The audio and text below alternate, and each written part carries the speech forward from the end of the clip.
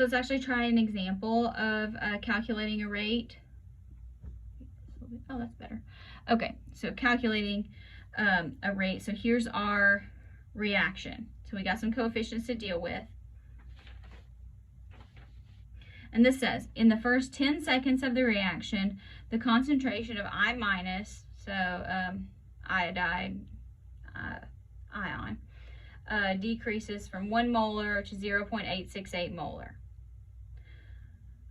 So let's calculate the average rate for this particular time interval.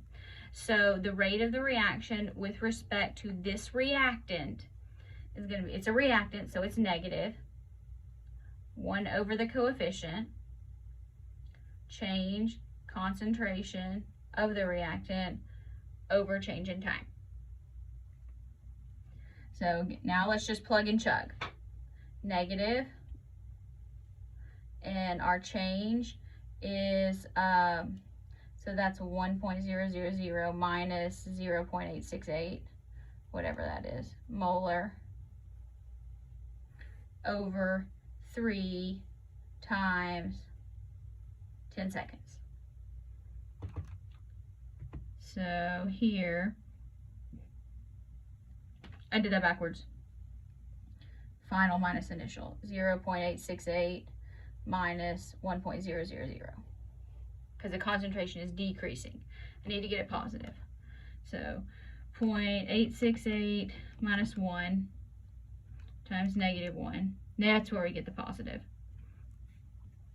Divided by 3, divided by 10.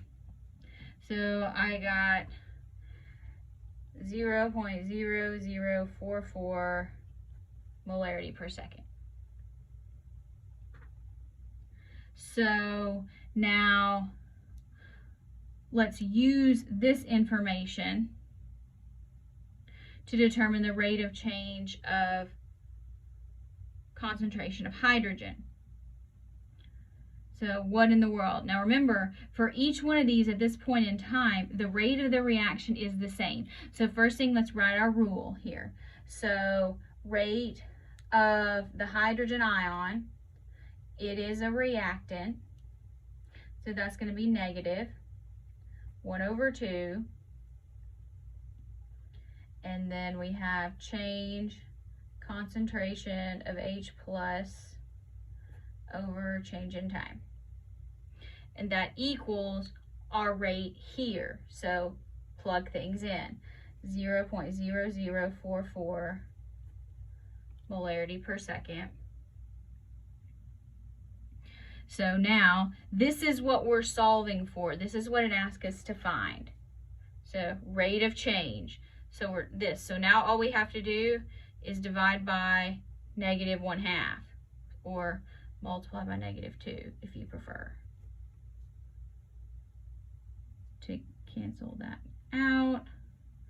So rate of change in the hydrogen ion concentration is -0.0088